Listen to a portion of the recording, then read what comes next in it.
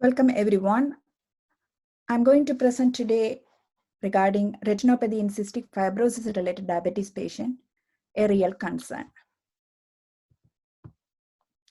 Cystic fibrosis, as you all know, it is an autosomal recessive condition affecting 1 in 2,500 live births in North European population. It is caused by the mutation of the cystic fibrosis transmembrane conductor regulator gene, which is located in the long arm of chromosome number 7. It plays a key role in the regulation of the chloride channels in the body. In this condition, there is building up of thick sticky mucus that can damage many of the body organs, as you can see in these slides.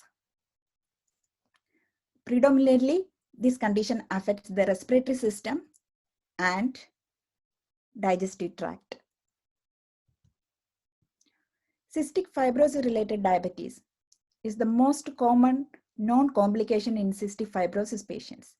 It affects 40 to 50% of adult CF patients.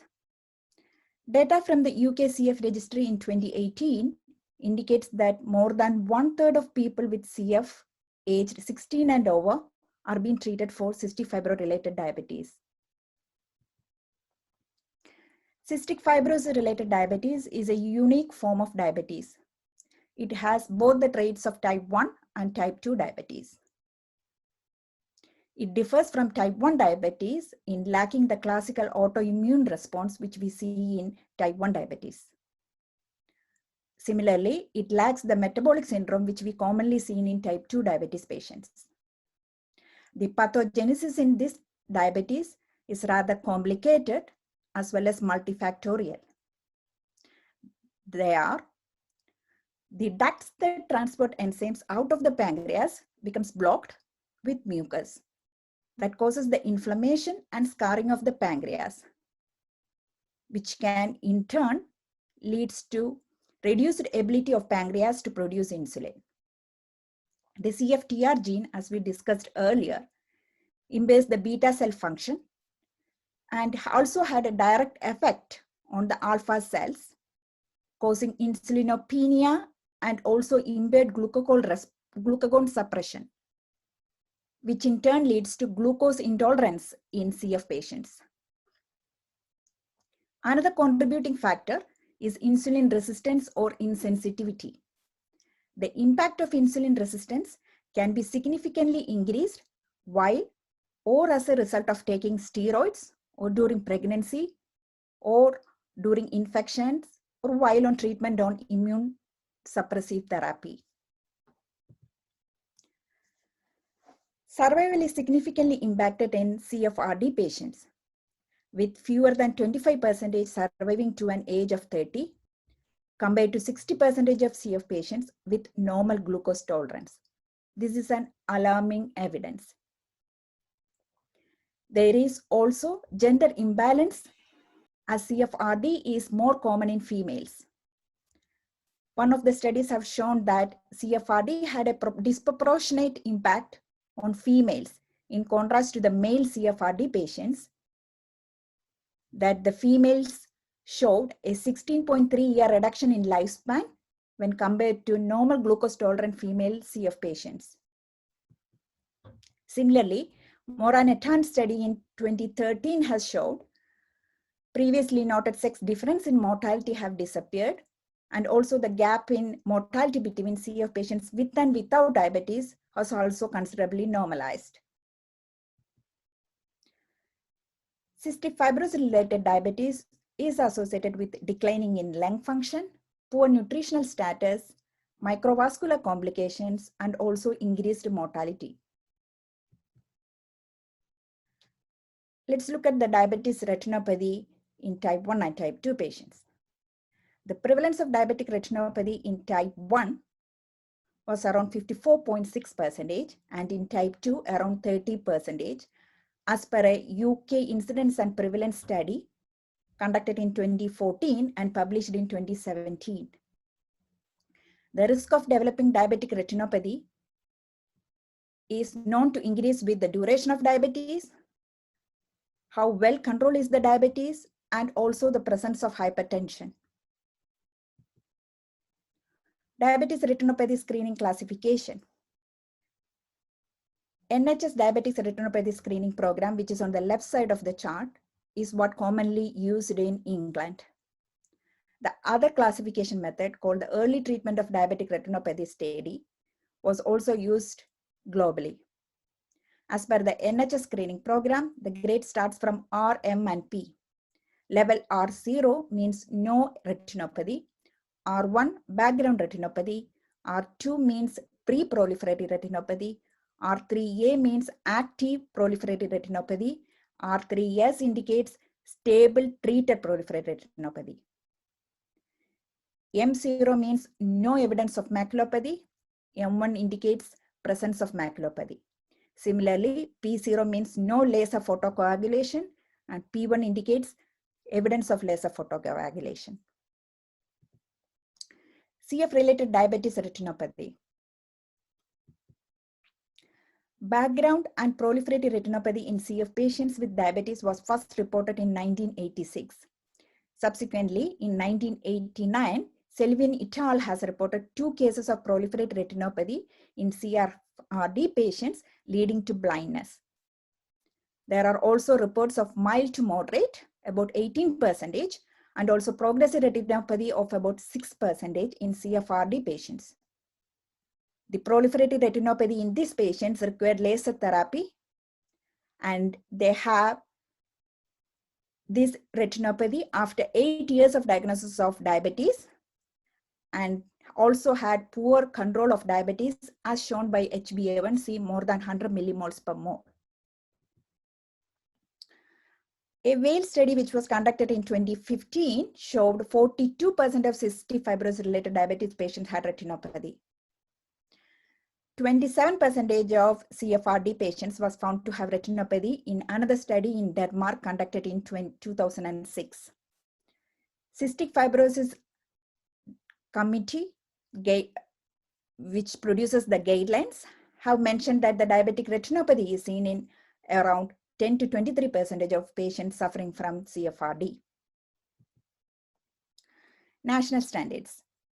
As per the UK National Diabetic Eye Screening Program, all patients with diabetes aged 12 or above should receive retinal eye screening examination.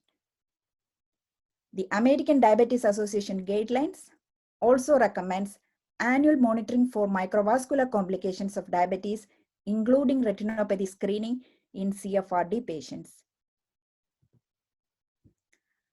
The primary objective of our study was whether a new age diabetes retinopathy screening program for CFRD patients is in adherence with the UK national standard in offering the screening process.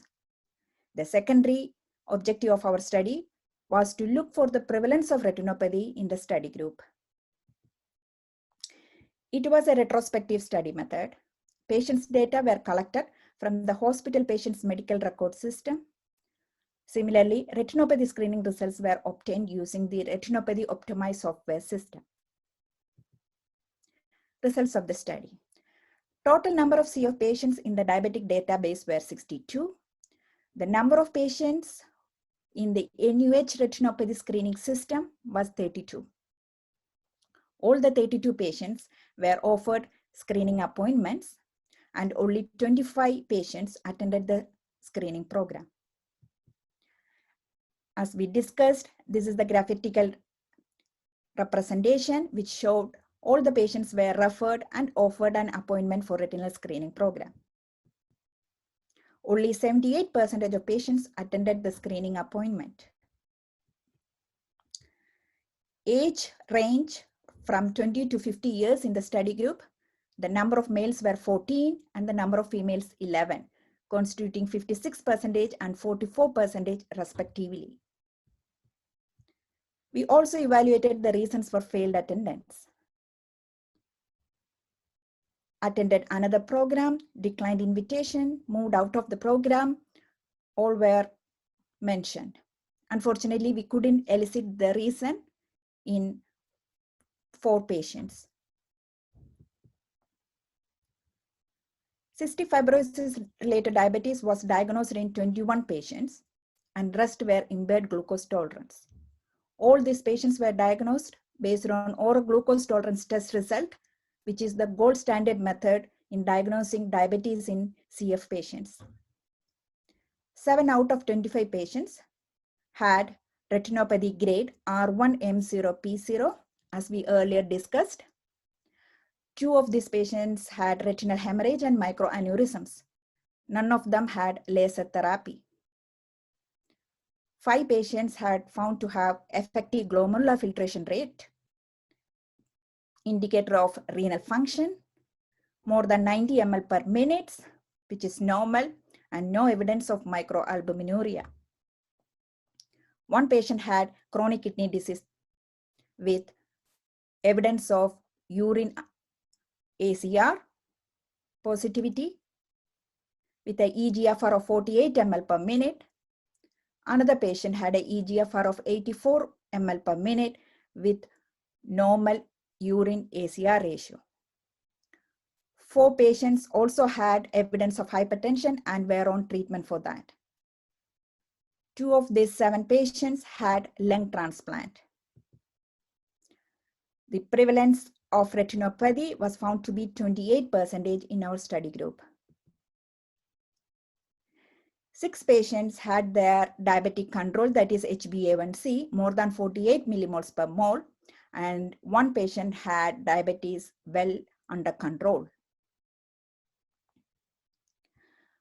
1 patient had diabetes for 2 years duration, although this patient was suffering from impaired glucose tolerance for 10 years.